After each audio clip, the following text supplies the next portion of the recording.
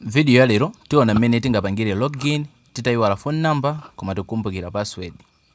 Ndi kuchita kwake kumakhala kosavuta, komanso tiphunzira mmene tingapangire tikayiwala password koma phone number tili nayo sim card pafupi. Ndi tiyamba ndi nayo yopanga login titayiwala phone number koma tikumbukira password. Ndi chomwe timachita ndi apa alemba kuti mobile number or email. Pamene papa timayenera kuti tiyike username imene timayuzira ku Facebook. Mwachisanzo ijayo tilemba kuti Emma Kamla imene ndi username. Apa pa password ipa timangoyika password imene tinapangira register kapena password imene imagwira ntchito. Ndi ndiyika password yo apa tayika password yo ndi tipanga login.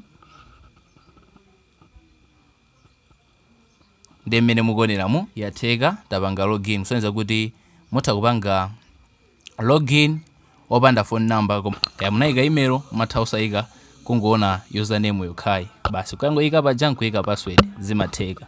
Ndi njira yachiwiri ndiyo kuti mukukumbukira phone number yanu kapena email imene munapangira register komano munayiwala password. Mwachisanzo tiyika phone number apa olo tingopitiratu ukwalemba kuti forget password.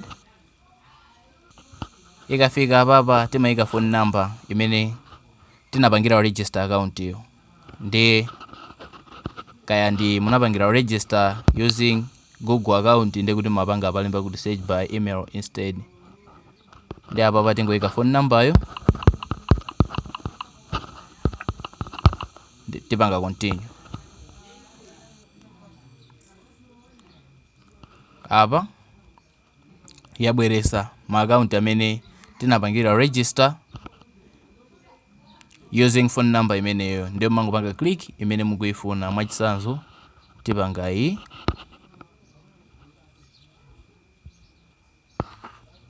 kenako tipanga continue.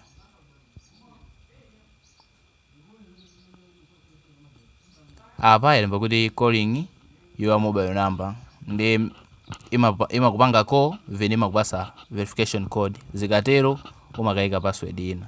Apa ifika kuti sim card yo sili around ndi sisteka komano ndi mmene timapangira.